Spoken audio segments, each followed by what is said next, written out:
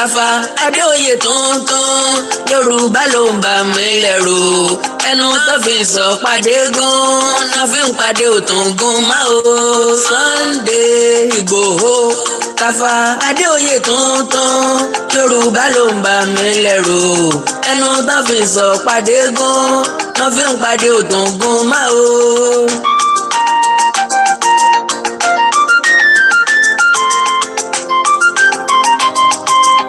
La la la la la la la la la la. Gbogbo ọmọ Yorùbá ṣẹ́gàlájú sílẹ̀ lẹ́hùn wí o ogun Fúlàní ti dé bòde akíkanjú kan ò lè dogun sẹ́ sẹ́nìkà ti Ìgbòho lẹ́yìn o Ìgbòho Tafa Adéoyè tuntun Yorùbá ló ń bà mí lẹ́rù ẹnu tó fi ń sọ pàdé gún náà fi ń pàdé òtún gún mọ́ o. Now, God bless you. Ẹni tó ní kí n play ẹ̀ mo nígbàgbọ́ pé mo ti tẹ́ wọn lọ́rùn báwọn. Now mo wá ní mo rí lẹ́tà kan gbà fọlọ́yè Sunday Adéyẹmọ Ìgbòho. Òye yé mi pé lẹ́tà yìí ó ti dọ́wọ́ olóyè Sunday Ìgbòho ṣùgbọ́n mo fẹ́ kó wà establish for future reference. Méjì ló pín sí ìkan wọn ya fọ́tò olóyè Ìgbòho síbẹ̀ tí máa rí gbogbo ẹ̀ ní orí picture topic program yìí. Olóyè Sunday Adéyẹmọ aka Ìgbòho Òòṣà, you have been castigated for creating a content as if it is illegal to create content. Because àwọn èèyàn kan sọ pé content creator ni Ìgbòho, àwọn tó bí àwọn lẹ́tà yìí lélẹ́yìí. Let me assure you that every ojúlówó ọmọ káàárọ̀ oòjíire are enjoying your content. Honestly, we are enjoying it. Torí pé àríṣe láríkà ń bàbá àrègún. It inspires others to do likewise. I feel you need to hear it from some of us who have been privileged to interact with you these last few years. That your people appreciate your efforts and the person you are becoming. May history remember you for good. You can be assured of one thing: with what you have done and keep doing so far, that no one can accuse you that wọ́n fi ẹ́ joyè àwòdì síbẹ̀síbẹ̀ ò gbé adìẹ. You remind me of the saying that abínibí yàtọ̀ fún ability. There is always going to be the difference between gold and the copper. Àlá tí ń fi oko ọ̀lẹ hàn. May Elédùmarè continue to uphold and guide your path. Jagunjagun yàtọ̀ sí janujanu. Jagunjagun yàtọ̀ sí janujanu. Lóògùn ọ̀fẹ́ o. Ọmọ òrìṣàrà yìí bí Ògúndàmọ́lá. Ṣàngó bí yóò Gèdèǹgbé agbógun gbòòrò of Ìjẹ̀ṣà land. Ẹni tó kọ ìyẹn nu. Ok, ìkan wá látọ̀dọ̀ àwọn Yorùbá Nation Global Directorate. So ìyẹn gangan ló gbé mi wá pàṣẹ. Mo kàn fìyẹn ṣe adjournment ni bí àṣà àwọn ìyá wa. Òní ni 18 July 2026. Òní náà ni wọ́n send ẹ̀ sí mi. Now, láti Yorùbá Nation Global Directorate, òmìnira àti ìfọkànsìn ló wà lára logo wọn. 18 July 2026, Dear Chief Sunday Adisa Adeyemo, nísàlẹ̀ bracket Ìgbòho Òòṣà. On behalf of the Yorùbá Nation Global Directorate, we write to express our profound appreciation for your exceptional courage, unwavering resolve, and steadfast commitment to the defense of the Yoruba land and the welfare of the Yoruba people. Your courageous actions, inspired by a deep love for our ancestral homeland, have rekindled hope and confidence among Yoruba sons and daughters, both at home and throughout the diaspora. At the time when words too often outweigh action, you have consistently demonstrated that genuine leadership is defined by conviction, sacrifice, and decisive action. You have become a source of inspiration to Yoruba hunters, patriots, and all those committed to preserving and defending the heritage, dignity, and security of Yoruba land. Every generation produces its own akọni, its own distinguished hero. Okay, ibẹ̀ náà ni Yorùbá Igbo hero wa ni okay, its own distinguished hero. This generation has proudly recognized you as one. Your fearless leadership in securing Yoruba lives and properties serves as a reminder that true heroism is measured not by rhetoric but by selfless service and courageous deeds. We are particularly encouraged that your name will stand alongside those of the great Yoruba warriors and patriots whose sacrifice shaped our history. Figures such as Balogun Oderinlo, renowned for his role during the Yoruba Fulani conflicts of the 19th century, Ogedengbe Agbogungboro, the celebrated commander of the Ekiti Parapọ and Yoruba allied forces, and many other illustrious sons of Yoruba land, whose legacies continue to be honored through our history, monuments, and oral traditions, exemplify the enduring spirit of Yoruba courage and resilience. What distinguishes you even further is your refusal to indulge in the politics of pointing accusing fingers. Rather than castigating our referred Kabiyesi, our political leaders, or indeed the Yoruba people in this highly perilous time, you have consistently chosen the more demanding part of constructive engagement. The cooperation and the authority of the Nigeria federal government of Nigeria legitimized your actions, your willingness to work alongside our traditional institutions, political leadership, and the Yoruba people, while remaining accountable to those you serve, demonstrates uncommon maturity, courage, and statesmanship. It is this approach that makes you one of the most courageous and exemplary leaders of our generation. You are no ológun ríkúsá. You are ọmọ akin tí kò sójo, ọmọ ọkọ tó jẹ́ ogun fún ọmọ àlè. Your principled, disciplined, and lawful approach to safeguarding and restoring security within our ancestral homeland is both commendable and exemplary, reflecting a commitment to justice, unity, and the rule of law. In recognition of your exemplary leadership and distinguished service to the Yoruba nation, it is our humble opinion that your statue shall one day stand across Yoruba land as a memorial and message to our youths and unborn generations. We believe such recognition will appropriately reflect your immense contribution to the protection, dignity, and advancement of Yoruba land. We pray that Eledumare will continue to strengthen, protect, and guide you in all your endeavors. May Eledumare grant you free wisdom, sound health, divine favor, and enduring success in the noble cause to which you have dedicated yourself. Please accept our sincere gratitude for your selfless service, sacrifice, and unwavering dedication to the Yoruba nation. Yours faithfully, Jagun Olatayo Ogedengbe Agbogungboro, Secretariat, for and on behalf of the Yoruba Nation Global Directorate. Wọ́n fi kọ́ńtàtì wọn bẹ̀. Tó mo mọ̀ wípé ẹni tó sẹ̀ǹdì ẹ̀sìn mi mọ̀ wípé wọ́n jẹ́ iṣẹ́ wọn láì fọ̀tápè, láì fi tọ̀tẹ̀ sí, láì rántí ọ̀rọ̀ àná, kálí rẹ́nìkan àbá ṣeré.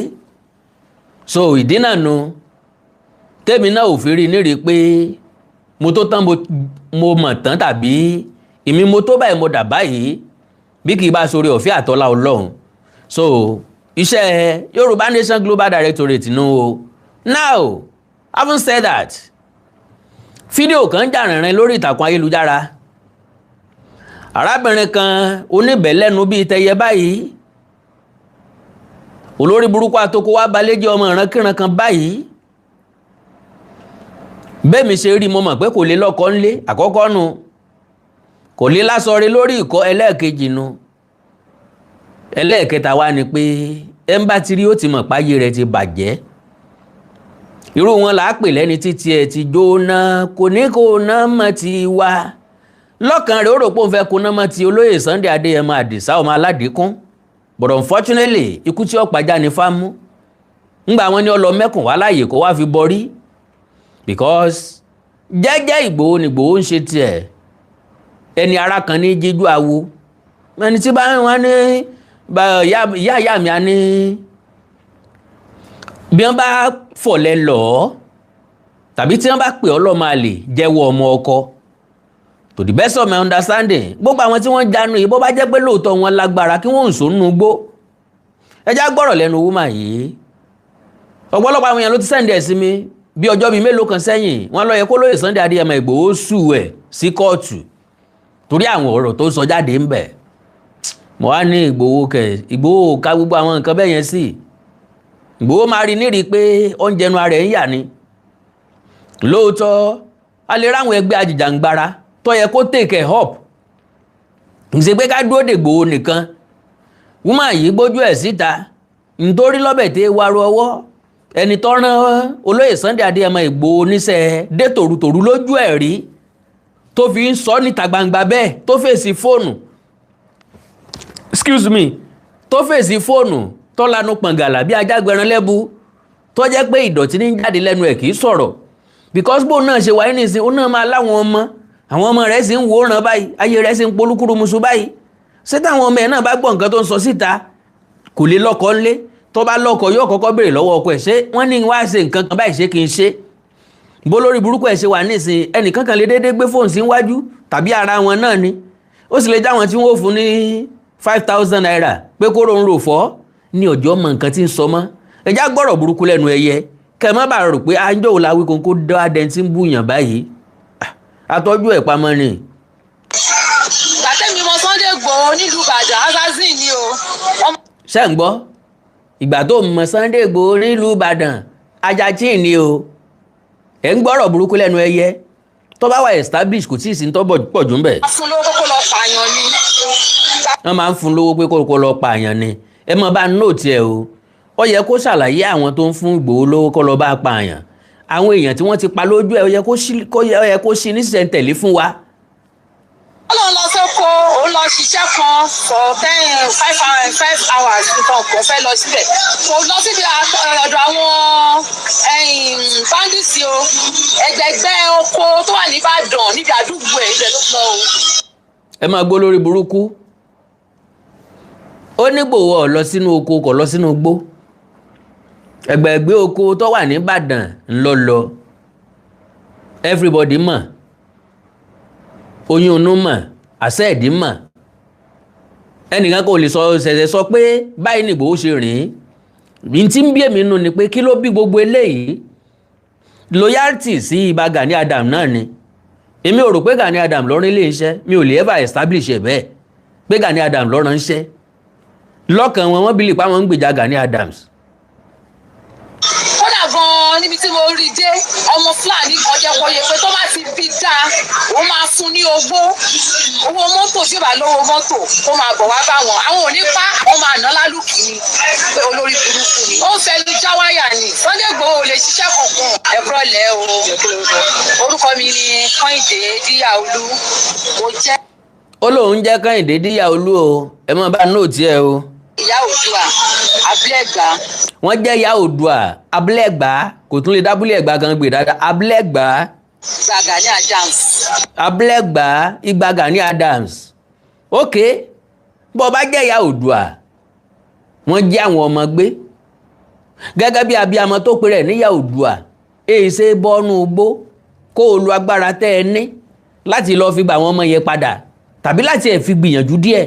Kí ló dé tó jẹ́ pábúlé Ẹ̀gbá ló ti ń panu tókítókí kí ló ṣẹlẹ̀ lábúlé Ẹ̀gbá kò sí gbó lábúlé Ẹ̀gbá. So gbogbo awuyewuye tó ń lọ lọ́tún tó ń lọ lọ́sì àfẹ́ bá wọn dá sí tẹ́lẹ̀. Awuyewuye kí ni ń lọ lọ́tún tí ń lọ lọ́sì. Ó dàbí ẹni pé ti Sunday Igboho yẹn ó ti ń pọ̀ jù. Kí ni Sunday Igboho ṣe tó ń ti ń pọ̀ jù. kí ni Ìgbòho ṣe nígbà wo ni Ìgbòho jáde tí Ìgbòho bú ẹnìkan tàbí tí Ìgbòho jáde tí Ìgbòho sọ̀rọ̀ ń pa ẹnìkan Ìgbòho ń ṣe tọ̀dọ̀ ẹ̀ fúnra lára ẹ̀ kí ni ń ka àwọn èèyàn wọ̀nyí lára.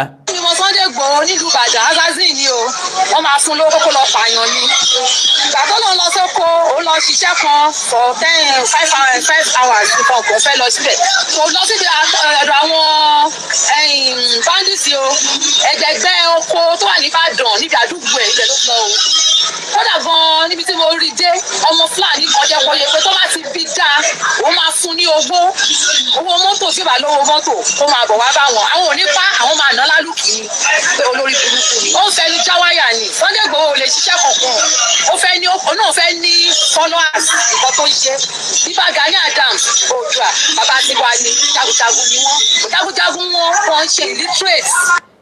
now Ìgbòho fẹ́ ní followers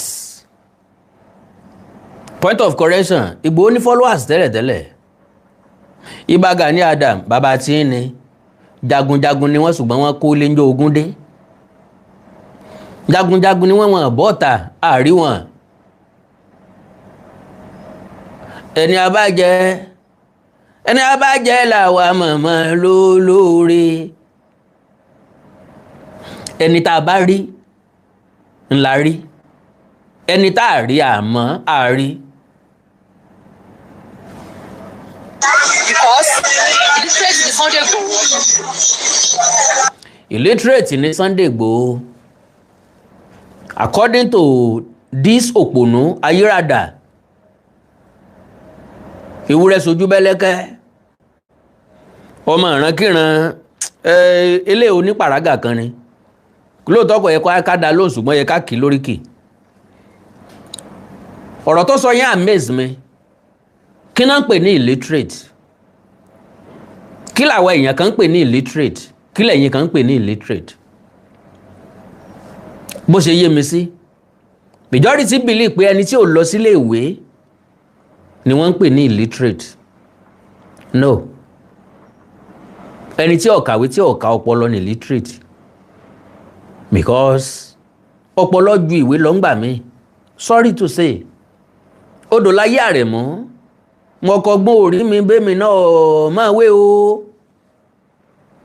mo ti kọ́gbọ́n orí mi bẹ́mi náà máa wé o ìwé yàtọ̀ ọgbọ́n orí mà lọ jẹ́ bàbá nísìn ọ̀pọ̀lọpọ̀ ẹni tí ó kàwé ní gba graduate ṣiṣẹ́ illiteracy dà ń bẹ̀ hùn bẹ́ẹ̀ ṣe wínú MC Olúọmọ kọ̀kàwé ìyẹn kúkúrú ẹ̀ wá ń pẹ́ ní gígùn ránṣẹ́ what an achievement so ti rí Ìgbòho ẹni tí ń sọ̀rọ̀ yìí kò lè dẹnu géètì olóyè Sunday Adéyẹmọ Ìgbòho kọ́ wọlé ó tún lè wọlé Ìgbòho lójú àánú wọ́n lè kọ́ wá tọrọ báárà ni Ìgbòho lè pé ẹ bá ń fún ní nǹkan kébi ọmọ pákú yes bó ṣe wà yìí I can say that categorically now wọ́n ń pe wèrè ní wèrè ni wọ́n fa pé ewúrẹ́ jiyàn wọ́n ń pe wèrè ní wèrè ni wọ́n fi ta àgùntàn jẹka wọ́n ní wèrè ni ó ń gẹṣin lọ́sàn-án gọmọ èèyàn lóru Sunday Igboho lọ fẹnu pè báwọn ni wọ́n ń pè ní literate kò kàn bá dandan kéèyàn gba certificate jáde ní school ẹni tí ń pe Sunday Igboho ní literate kí ló ń gan kò lè dá Gani Adams pé Ìgbà Gani Adams kò lè dá abúlé Ẹ̀gbá pé kọ́dánmọ́rán abúlé Ẹ̀gbá láìsí conductor abúlé Ẹ̀gbá Àwórì U-turn abúlé Ẹ̀gbá Àwórì U-turn abúlé Ẹ̀gbá Àwórì U-turn bí èèyàn bá ń sáré pé àwọn tá a ṣe kọ̀ǹdọ́rì lálẹ́ mọ́ so kí ló lè prompt woman yìí láti jáde ok now ńgbà tó bá sọ pé Sunday Igboho illiterate ni tó bá kàwé ní tí Igboho achieve láyé kò lè achieve ẹ̀ with due respect sí ẹ̀gbọ́n mi olóyè Sunday Adéyẹmọ Ìgbòho tí Igboho bá kàwé tó bá jẹ́ graduate kò lè ní tó ní yìí torí tó bá jẹ́ graduate ní tí ó wà lọ́kàn ẹ̀ ní bó ṣe fẹ́ ṣiṣẹ́ ń bank bí ó ṣe ṣiṣẹ́ ń company bí ó ṣe ṣiṣẹ́ ń factory kò sì lè ní tó ní ṣùgbọ́n lo and behold kọ̀kàwé ọmọ gómìnà kọ̀kàwé ọmọ ààrẹ kọ̀kàwé ọmọ inspector general police ọmọ gómìnà tó pọ̀ ọmọ àwọn èèyàn ńláńlá tó pọ̀ kò sì kàwé ẹ wá béèrè lọ́wọ́ òpònú pé kí láǹfààní ìwé kíkà gan-an, kí láǹfààní ìwé kíkà gan-an? Ìwé dá o, ìwé dá láti mọ̀ ọ́ kọ mọ̀ ọ́ kà. The best education fún ẹ̀dá láyé primary and secondary school ni. Ẹ gbádùn mi, best education, ẹ quote mi anywhere, best education fún ẹ̀dá láyé primary and secondary school ni. Màá wá yọ àwọn tó jẹ́ pé tertiary institution help, màá yọ sọ́tọ̀ fún yín. Àwọn tó lọ ṣe nursing, àwọn tó ṣe science, àwọn medicine, àwọn tó ṣe law, àtàwọn kọ̀ọ̀kan bẹ́ẹ̀ tó jẹ́ pé number 1 kọ́ọ̀sì wọn ọdún 6 ọdún 7 ni. 2 wọn ò kí manage cut off mark láti wọlé ìwé. Admission wọn máa ń wà strict. Àwọn yẹn ló ń kẹ́kọ̀ọ́ ní school. Sorry o, àwọn tó kù ń kẹ́kọ̀ọ́, ẹ má sì mí gbọ́ o, ṣùgbọ́n tá à ń kọ́ ní higher institution kò wúlò fúnlé ayé wa mọ́, yàtọ̀ sáwọn tí mo sọ yẹ àtàwọn kọ̀ọ̀kan bẹ́ẹ̀. Reason ni pé education Nigeria ó dìgbà táwọn tó wà ní ìgbọ̀nù ètò ẹ̀kọ́ tí wọ́n bá ṣàtúnṣe sí ní higher institution. Ẹ má jẹ́ kí akẹ́kọ̀ọ́ ṣe ju kọ́ọ̀sì méjì lọ, ní kọ́ọ̀sì kan kọ́ má ṣe ju subject méjì lọ. A lọ ń jẹ́ kákẹ́kọ̀ọ́ ṣe 16 subjects, 12 subjects, 15 subjects ni ò jẹ́ kí àwọn expert ó jáde, because kò rọrùn fún ọ láti kàwé 10. Àfẹ́sẹ̀ sáàmù nísìnyí àwa fẹ́ ṣe 10 subjects within a course. Láti ka ìwé 10 subject 10 ó máa fẹ́ dorí èèyàn rú. N ló fi jẹ́ pé ọ̀pọ̀lọpọ̀ ń dọ́gbọ́n sí nílé ìwé ni. Ní ó jẹ́ kán lè fojú sí nǹkan tán kọ́, ní ó jẹ́ kán lè fọkàn sí, ní ó jẹ́ kí wọ́n mọ̀ ọ́n. N ló jẹ́ pé certificate nìkan wọ́n ń gbé dání. So now mo wà amazed ngbà tí mo gbọ́rọ̀ tí MC Olúọmọ sọ. MC Olúọmọ ní wọ́n lòun ò kàwé, ṣùgbọ́n lónìí ó ní national chairman àbí national president NURTW. Àbújá lolúọmọ wà ó, kò sí kàwé. Tí Olúọmọ bá kàwé kò ní ṣe conductor, tí ó bá ṣe conductor kò ní débi tó dé lónìí. Ó wá mọ̀ bí tó múnú mi dùn jù. MC ní àìkà mọ́ fọ́lọ́mọ o, ó ní wọ́n lòun ò kàwé, ṣùgbọ́n gbogbo àwọn ọmọ òun àìkà mọ́ fọ́lọ́mọ o 15 àbí 16 ó l'Amẹ́ríkà ni wọ́n wà tán ti kàwé. Gbogbo àwọn tó ti jáde, àwọn tó ti graduate, Amẹ́ríkà wọ́n wà. Lo and behold, my lovely brothers and sisters, èmi àti ẹ tá a lá kàwé aworímọ àkálóòtọ́. Mélòó ọmọ rẹ ní ń bẹ l'Amẹ́ríkà? Mélòó ọmọ tèmi ní ń bẹ l'Amẹ́ríkà? N ò tí ì tẹ sọ́ìlì Amẹ́ríkà rí. Ìyá yìí èpè kọ́ kìí ṣe pé èèyàn ròyàn pin. Bọ́ bá lọ sí Amẹ́ríkà lójú àlá ni. Orílẹ̀-èdè tó lóye Sunday Adéyẹmọ Ìgbòho tí ì dérí kọ́pọ̀, kò sọ ọmọ tí ẹ̀ kankan náà ní Nàìjíríà. Àwọn tó wà ní Canada, àwọn tó wà ní Germany, ó dẹ̀ ń pè ní literate. Ńgbà tí mo understand àwọn èèyàn tí mo ń bínú ẹ̀dá, mo máa rí pé àwọn tí kìí tó èèyàn ni mo ń bínú èèyàn. Ilé ìsọpọ̀ ń gbìjà Gani Adams. Ǹdẹ̀rẹ́ nìkan tó rí bí tí Sunday Igboho ti jáde sí kámẹ́rà tí ń bú Gani Adams rèé. Olólùfẹ́ alátẹ̀lé wọ́n lè gbìjà ẹni tí wọ́n ń tẹ̀lé. Ayé la ti bá. World Cup ń lọ lọ́wọ́ nísìn, àwọn fáǹsì Ronaldo, àwọn fáǹsì Messi wọ́n ń gbé pẹ́rẹ́gì kaná pẹ̀lú ara wọn. Messi ọmọ mẹ́ni kankan rí, Ronaldo ọmọ dẹ́ni kankan mọ́. Ńgbà tí ń bá ń jà nítorí Messi tó jẹ́ pé gbọ̀nàgbọ̀nà lolúwa rẹ̀ fi jù lọ, àbí Ronaldo tó jẹ́ pé gbọ̀nàgbọ̀nà lolúwa rẹ̀ fi jù lọ. Ṣùgbọ́n tó yẹ jẹ́ pé téèyàn bá achieve 5% nínú tán achieve láyé, òun tó ń ti ráyé wá ṣe ní mọ̀ bá wọn jà lónìí nítorí ẹ̀. Gani Adams tẹ́ǹsùnkún nítorí ẹ̀. Gani Adams ti ráyé wá already, ó ti ráyé gbé already, ó ti ráyé lò already. Èèyàn bá sunkún kó forí gúnlẹ̀ Gani Adams ti wálé ayé ó ti achieve. Olóyè Sunday Adéyẹmọ Ìgbòho tẹ́ fẹ́ para yín nítorí ẹ̀ ntí ó jẹ tí ó mu ntí ó nà tí ó lò tí ó ìdàgbà tí èdògbò ó ti wà ńlẹ̀ ìlànà ẹ̀ ti wà ńlẹ̀ fọmọ Adéyẹmọ báyìí tẹ́ fẹ́ para yín lé lórí. Ojú ọ̀run fẹ̀ ó tẹ́ yẹ́fò láì fara gúnra wọn kálukú wa lè ṣe tó bá wù ú lásìkò tó wù ú tẹ́nìkan kò ní díẹ̀ nìkan kan lọ́wọ́ òwe fún òwò lọ́rùn.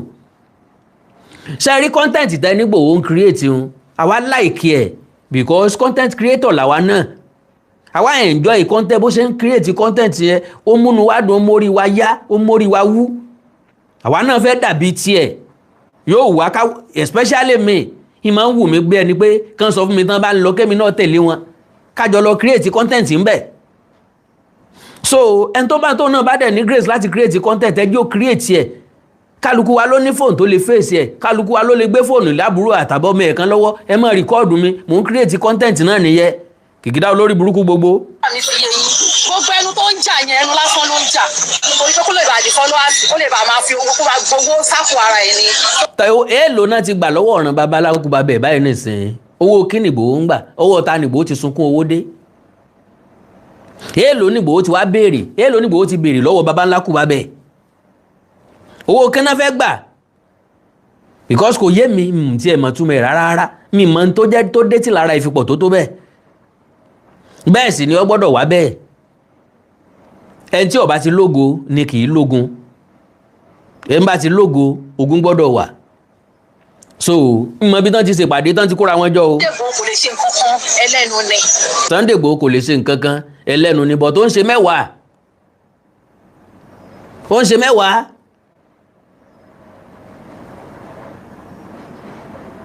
Ó ń fèsì àwọn ajínigbé ẹ̀yin òkú òlábúlé Ẹ̀gbá níbi tẹ́ ti ń jókòó ti pàrágà torí ojú tí mò ń wé ojú ń pàrágà ni. Tí mo jọ́bùrì gan Sunday Igboho nínú póòsì nínú Oòduà Sunday Igboho lè kó. Póòsì wèrè wo póòsì kí ni póòsì wèrè ní Oòduà wo kí láǹfààní Oòduà kí láǹfààní orógbó wọn apá kọ̀ láwẹ́ but everywhere láti ń gbúrò àwọn hunter everywhere láti ń gbúrò vigilante everywhere láti ń gbúrò àmọ̀tẹ́kùn àgbúrò PC níbì kankan kò wá nípò rẹ̀ lóòdùà ní Oòduà kí ni àǹfààní Oòduà kí láǹfààní orógbó yín apá kọ̀ láwẹ́ ajẹ́lẹ́nu okòrò ewé ẹ̀ ò ṣeé pọ́nkọ igi ẹ̀ ò ṣeé dáná atúní àfi bọ̀ òòṣà tán tún fi ń bọ̀ ó tún jó òòṣà líle. Fèsì mi láti bá mi fà ṣebí bá tí wọ́n wá gbé nígbà kan nílé. ọ̀ǹgbọ́n mẹ́ran ó níbo ò lè fèsì kó bò ń fà á ó sọ̀rọ̀ ọmọ Fúlàní kan lẹ́ẹ̀kan kẹ́ ń sọ pé àwọn máa fún lówó mọ́tò sanlé sanwó epo Ìgbòho ṣá that is number one. Secondly ọmọ kékeré lọ́gbọ́rọ́ tó sọ̀rọ̀ àwọn tó jẹ́ bàbá ẹ̀ ó ti kì í lọ péjọ eré ikú kí ló ń ṣe eré mọ́dé kí ló ń ṣe ìjọ tó táwọn bá tún rí pé ó tún ṣerú ẹ̀ ó jẹ sánná bàbí ìyà ó ti panu ẹ̀mọ́ látijọ́ náà o bẹ́ẹ̀ bá kí ọmọ mọ́lẹ́rìn sí ọ sọ pé kọ́ńtẹ́ǹtì ló ń ṣe òun lè dúró dègbò kò lè dúró dájá Ìgbòho lásán. What are you talking about? Táwọn bọ́lá táwọn wá rajà ní ilé ẹ̀ kó ṣe dàrẹ́tì ìfọ́n bó ṣe máa ń dàrẹ́tì. Ẹ kó sì lọ bàbá yín náà kí bàbá yín náà ó pè é. Now àkàndọ̀dà kókó tó di pé máa kó lórí program yìí jàre so gbogbo ẹ̀yin èèyàn tí ń sẹ̀ǹdì ẹ̀ sí mi tó ń sọ pé ká sọ̀rọ̀ nípa ẹ̀ kí wàá lẹ́rù pa fẹ́ sọ ń pa eléyìí mi ò rò pé Ìgbòho ráàyè gbogbo nọ́sẹ̀nsì láti mọ̀ pé irú eléyìí lẹ́jọ́ ń bó lọ jẹun kù sí bí Ìgbòho bá pè lẹ́jọ́ Ìgbòho náà ni ó tún gba lọ́ọ̀yà fún bó ṣe wáyé o ló àǹbẹ̀ o because àwọn tán jọ ń ṣe OPC wọ́n sá fún ni o I can say that o.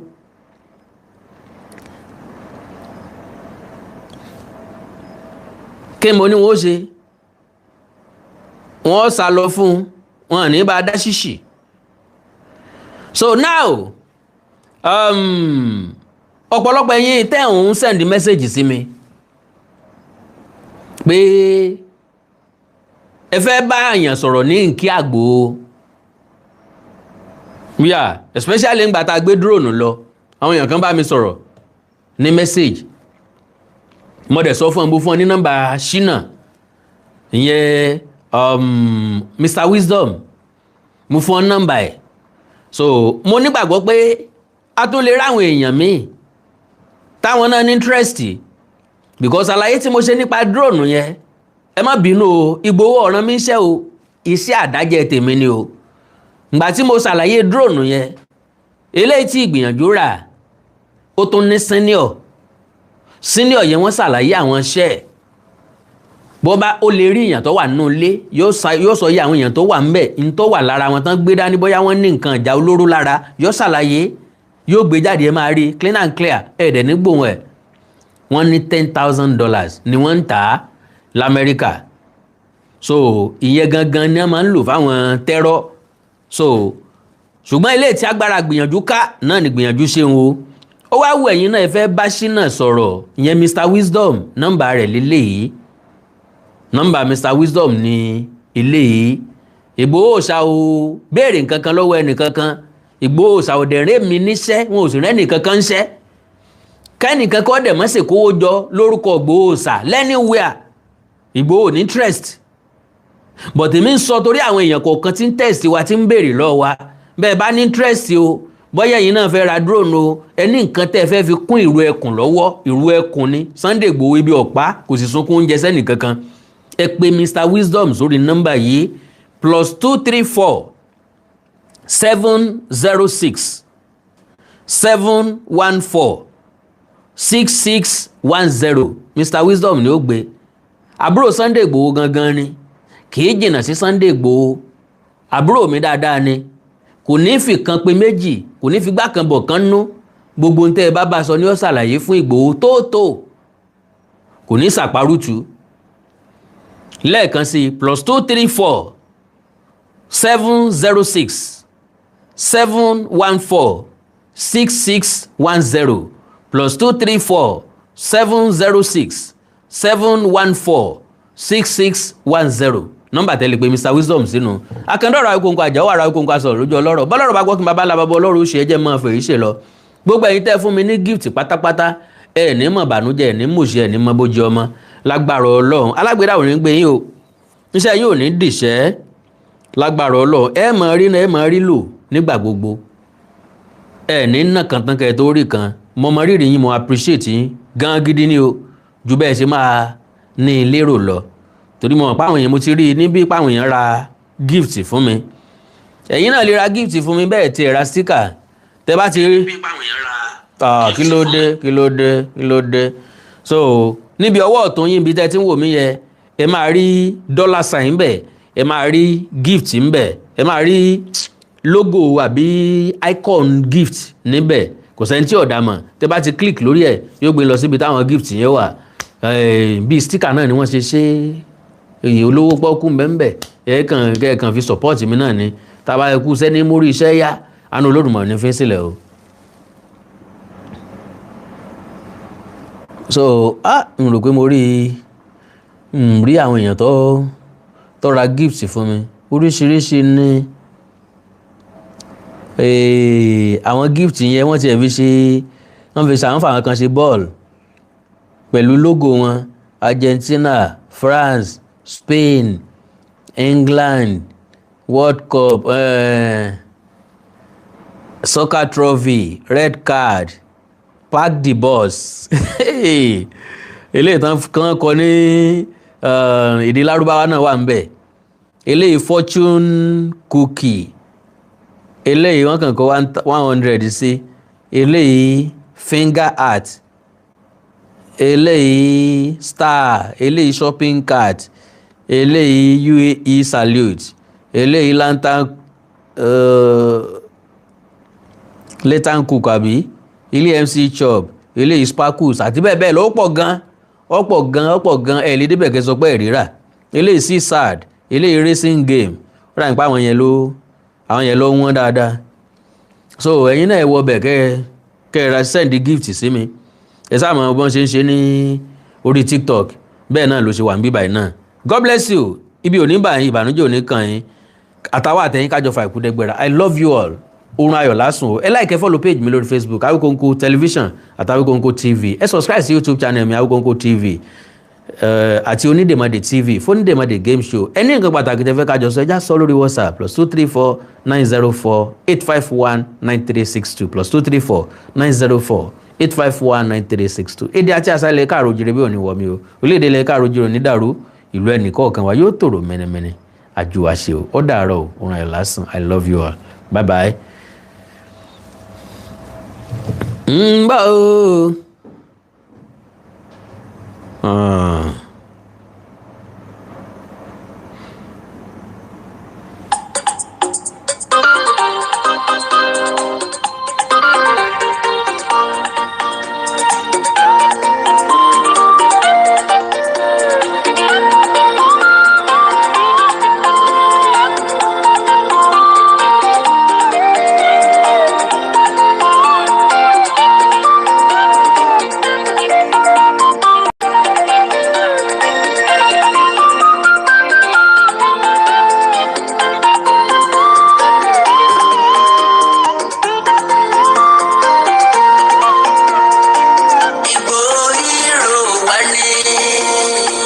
Akọni tó ń jà fitafita.